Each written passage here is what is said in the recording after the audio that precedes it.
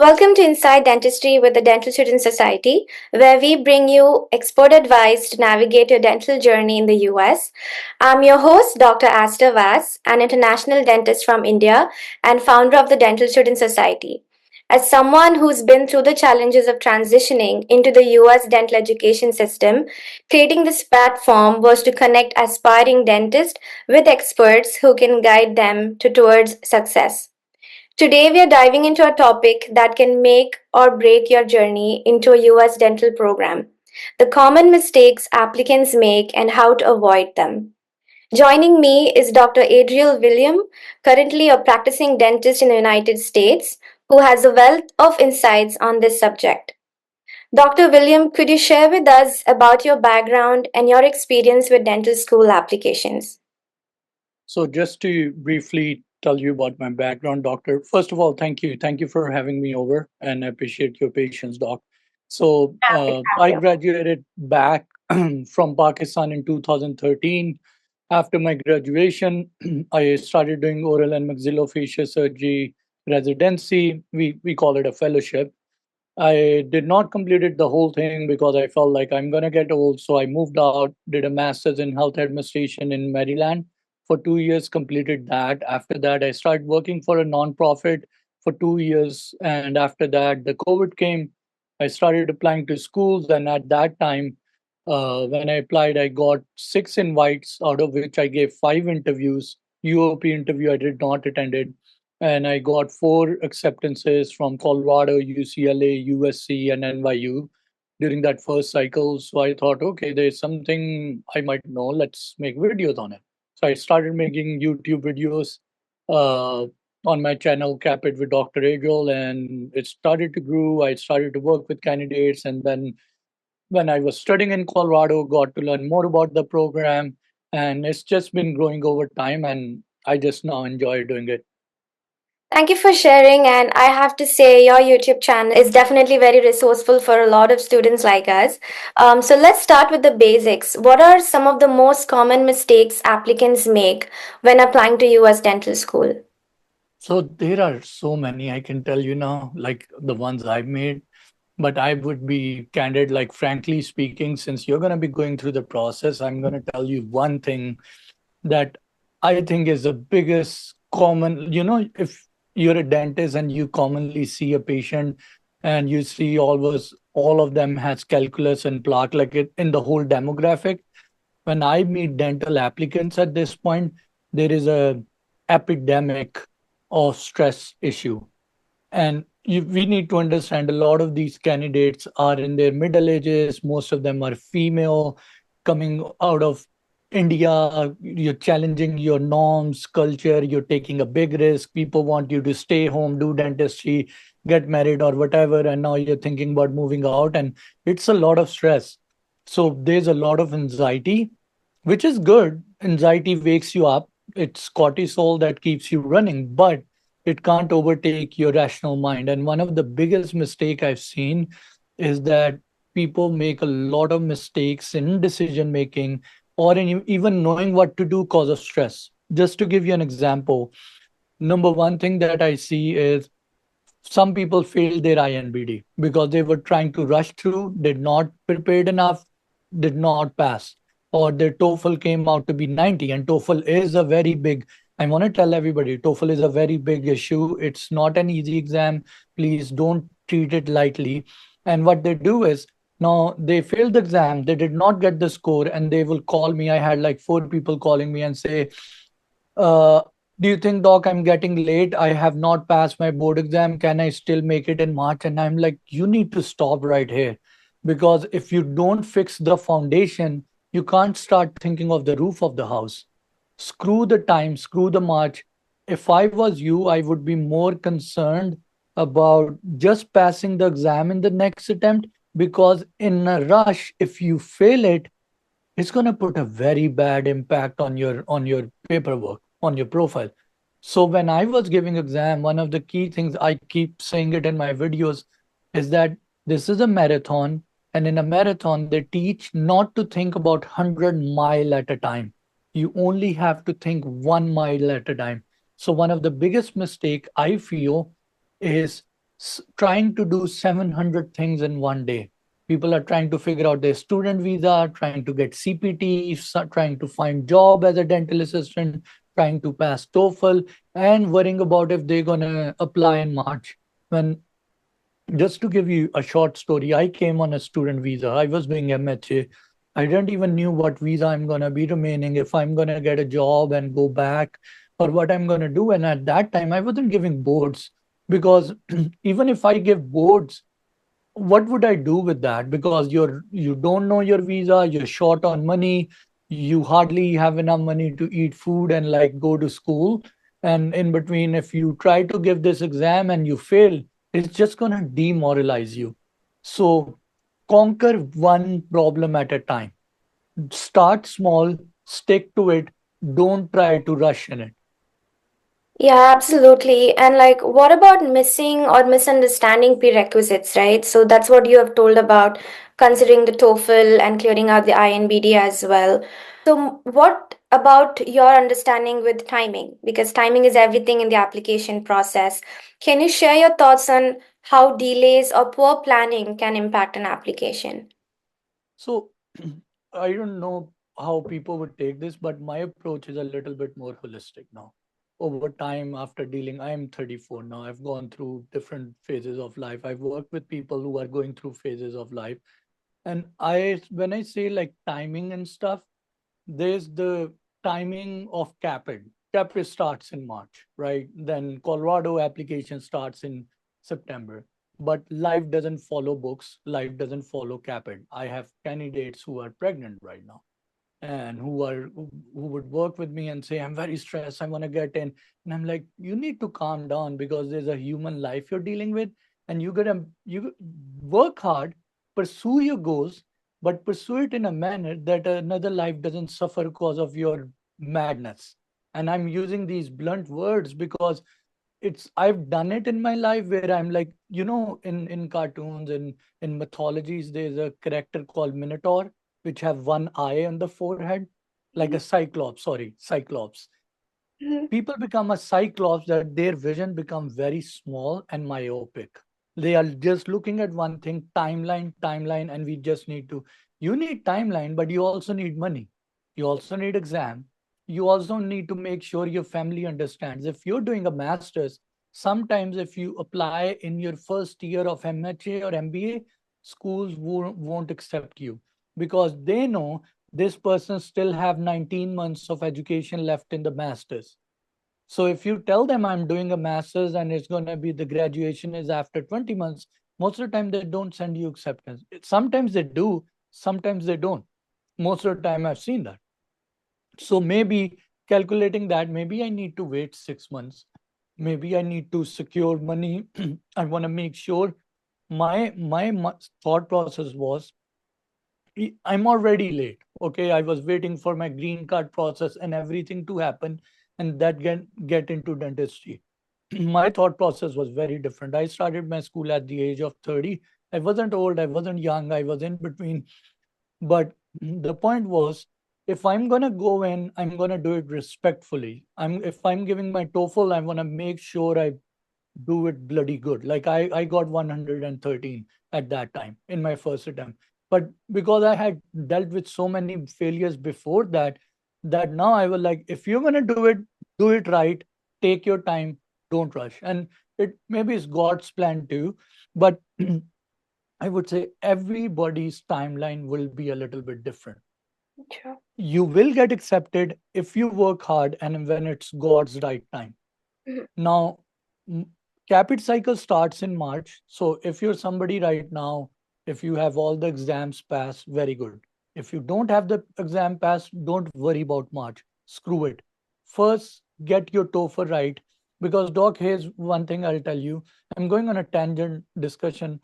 People rush to give TOEFL, they get 90. It discourages them. They prepare another month, so they are more delayed, and then they get 91 or 89. And then they become more discouraged. Their spouse or their family and friends are now joking at them for spending so many hundred of dollars and not getting a score. And then they get more and more discouraged, and it builds upon them.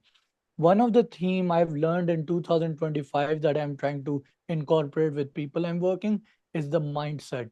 Is like, fine if you fail, fine if you take another attempt. Nobody's perfect. Everybody's delayed or failed something, but the mindset is the key. It's really funny, but I've tried to understand what's up with people like Salman Khan. There's Mhm. a fast bowler called Shoaib Akhtar. Yeah. If you look at their personality type, and if you listen to people who know them, they will say they have an inert attitude where they will tell that I will just do it, like I will get it. Like it's a very madness, like a freakish kind of attitude, but they will show like this in inner confidence, internal confidence, that no matter what happens, God will give me. And I've tried to read books upon this, and that's what I've learned, that people who have that confidence, no matter how much time they fail, they get it. And they actually enjoy that. Now, on the other hand, I see people who are very good in education and trying to rush and get acceptance and show their relatives, look at me, and then they don't enjoy it when they are in there. I've been there. I've been with the students. I'm a practicing dentist. Trust me, money is not what satisfies you, or the degree, or the ABCD next to your name. It's the journey. So timeline is important, but if you haven't given your exam, slow down, take your time, pass your exams in a respectful way. You should respect your own efforts and journey, otherwise nobody else will. And the second thing is, if you have done this, then now is a good time to start preparing your personal statement, letter of recommendation before March 3rd, and get all the paperwork ready. People who call me, I tell them money can buy you coaches like me, money can buy you preceptorships, money can get you masters. If you have money, you can get a lot of things done, but money won't buy you TOEFL score. Yeah. So you want to make sure you do that hard work and conquer those exams before you get into the next part.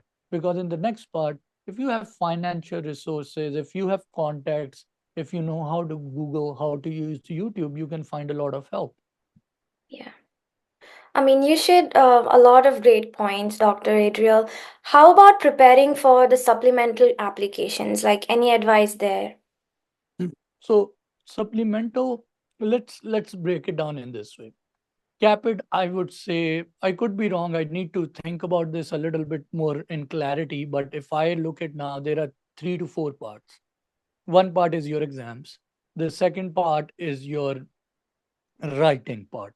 Now, in the writing, I tell people is your decoration. So you might be you might cook the best biryani or the best food or the best pizza in the world. But if you don't know how to decorate your food and present it in front of your clients and customers and your family, it's not good enough.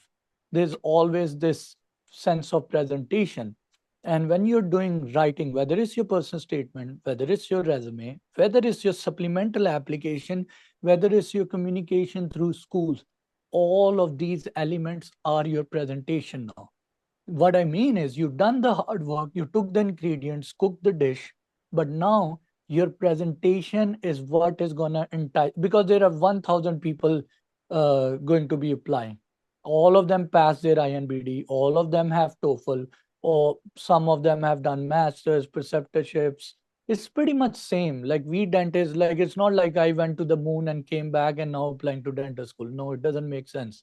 So most of them, if you look closely, have similar patterns, similar background. Most of them are Indians, most of them are female.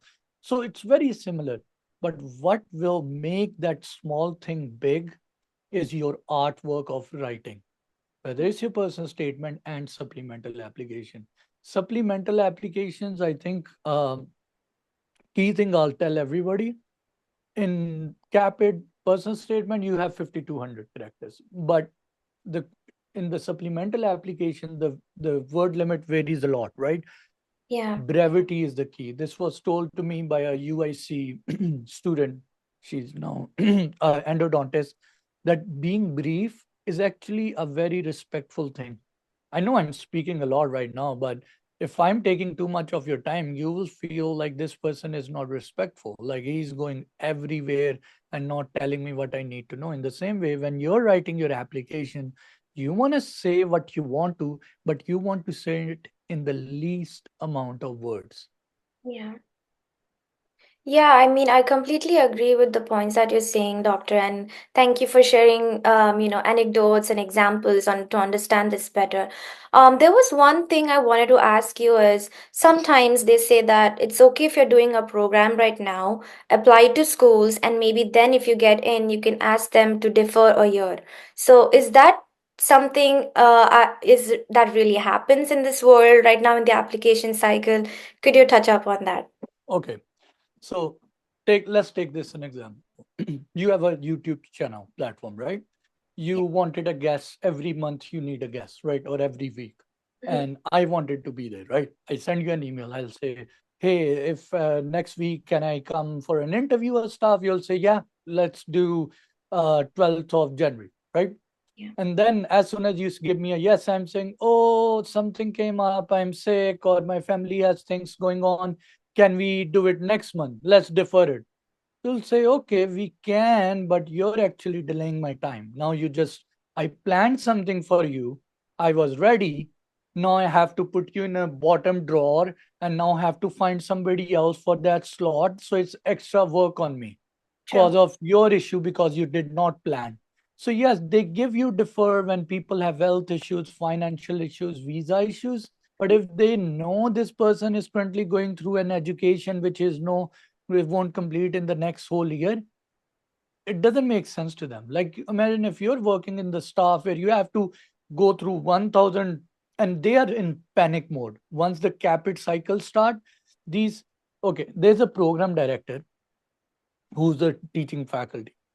She's doing the admission part. She's overlooking the ISP or the advanced standing program. They are doing their teaching, they are taking exams, they are doing patient work. So these people are very busy. I've lived in them, I worked with them. The director is usually very busy, overwhelmed. And then on top of that, no matter how busy they have to put a fake smile and be nice in school because school teachers or professors have can't show that they are angry or busy, right? So they have this part, and the person who's working below them is like the admission manager or whatever you want to call the coordinator person. They are usually somebody from a college degree got hired, like Toby or Corey or these people. And these are very experienced people that I took name of. But they have to do all the administrative work. They have to keep up with the emails, getting the student accepted, figure out their visa, their student loans, their requirements, signatures, and all the paperwork. And they have to go through 1,000 application. So in that, if they feel you're a person who's interested, but then gonna defer, they'll say, nope, don't waste my time. I've seen 700 like you every year. Trust me, they see an Adriel or somebody like you every year and they just know like this is the time. These are businesses. They want people who will follow the rules, pay the money, study for 2 years, and get out without creating trouble for them. Yeah. So interviews are like a make or break moment for many applicants. And you did mention a lot of great points. So what common mistakes do you see applicants make during their interviews? Stress, number one thing. Like you're speaking right now, right? I'm speaking to you. We are having a conversation. So Yeah. just to go to your original topic, when you said what are the big mistakes, so whenever it comes to communication, I've gone to open houses, interviews. One of the key things I see. So in psychology, there is a phenomena they call it. But I don't want to go into too much of it. But Carl Jung says it's the persona. Like people like to put up a face when Yeah. they are in public. So when people get stressed and they are going to dentist school, they try to act something they are not because they are very, very, very much stressed. The thing is, I tell people, especially in an interview, they are mostly going to talk about a topic which is you. Yeah. Nobody knows better than who you are. The only thing is, if you relax, you can have a very good conversation. But if you're stressed, Even if I ask you your name, you might take 10 minutes to reply, right? Even the simplest answer, you won't be able to give an answer to that simplest question. The other thing is, in a conversation, if they ask you a question, like I had a student, they asked that doctor, she was an Indian giving you up interview, and they asked, how many basketballs can you fit in the room that you're sitting in, right? So this is a trick question. They know you don't know the answer. They don't know the answer. What they are trying to see is your critical thinking. Crack a joke at it.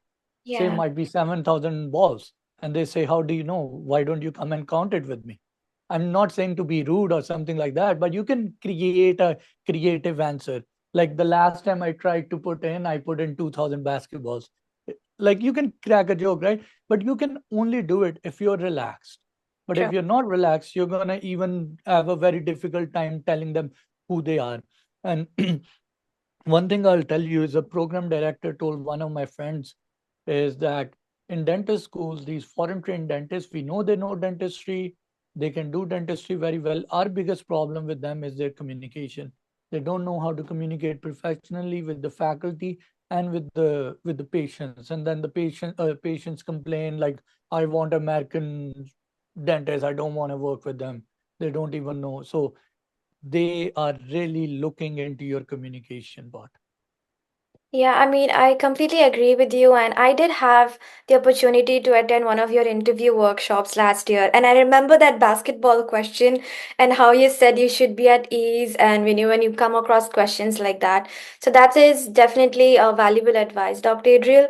So let's touch on networking. How can applicants avoid missteps or, when reaching out to an alumni or admissions team? So there are couple of things. I'll just to add one point to the interview part is that uh, one thing, remember this. If anybody ever has an interview, remember my words, what I'm gonna say right now. They are hiring you to be a student, not to be a teacher there. So you don't need to know everything. I had sometimes in my interviews where I didn't knew crap they were asking about.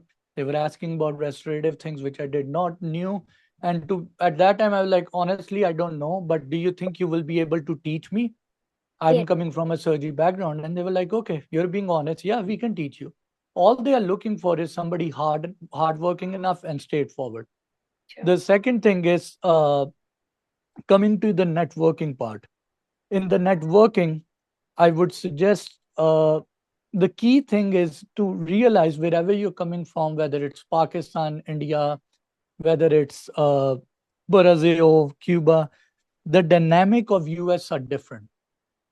True. The you don't it's in India, Pakistan, we will ask somebody to call for us.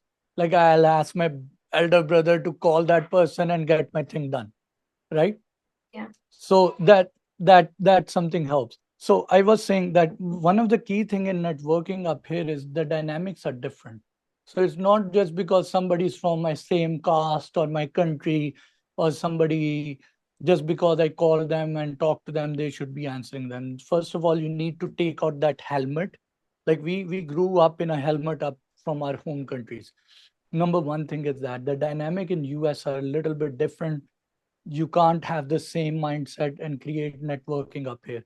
What some people do, rather than changing their mindset, they just get stuck in their own community. If they are coming from Gujarat or Punjab or Lahore, they will just stick around with Lahori people and say, oh, I made a lot of networking. Well, purely because you're not changing yourself. So I think early on, being very malleable, that's number one thing.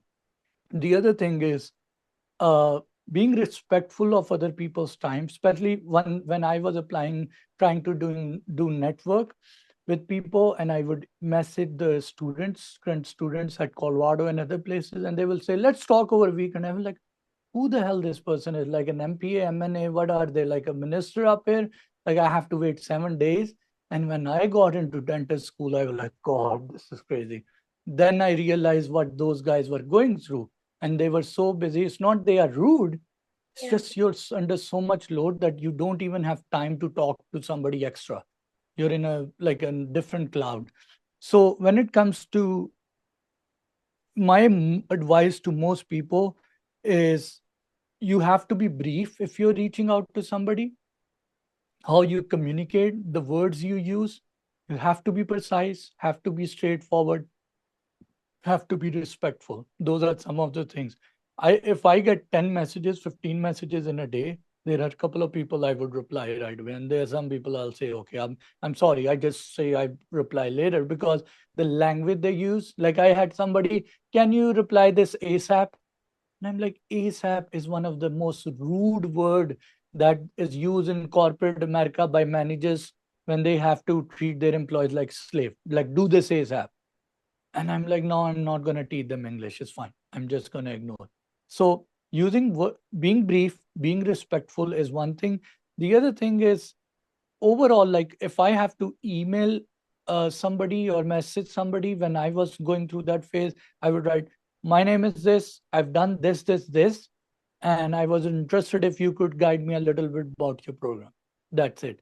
One of the key thing that used to help is that when I used to say I've done this, people would say, okay, now, like you want to have something to stand out. If your TOEFL is 113, you did a master's, you were in neurosurgery, like you want to have something to like present a case. Like Yeah. right now, if 10 people are reaching out to me and I see somebody has good TOEFL and worked hard, yeah, I'm going to give you a call first because you're most deserving. That's how it is. So I think in networking, it's a negotiation. Do you want to, people like to bet on a horse who knows to run. And if you don't know how to run, maybe that's the number one thing you want to do because nobody wants to be friends with the loser. We don't have time, to be honest. Like it's not like we don't want to help, we would help, but we won't be friends with them because somebody who's drowning will pull you down too. So first of all, get your mindset out of that drowning state. So the second thing is, don't come from an area of desperation. Like I sadly get a little bit annoyed too. I have people who would call me and say my father passed away and his dream I should have become a dentist in US, and I'm applied 3 years and this happened, bad happened, I don't have money. I'm like, this is such a sad story that I feel like giving you, like, what should I do for you? And I get scared. Like, don't try to act like a victim. Like, I went through a lot of crappy situations in life, but nobody needs to know that in my first call.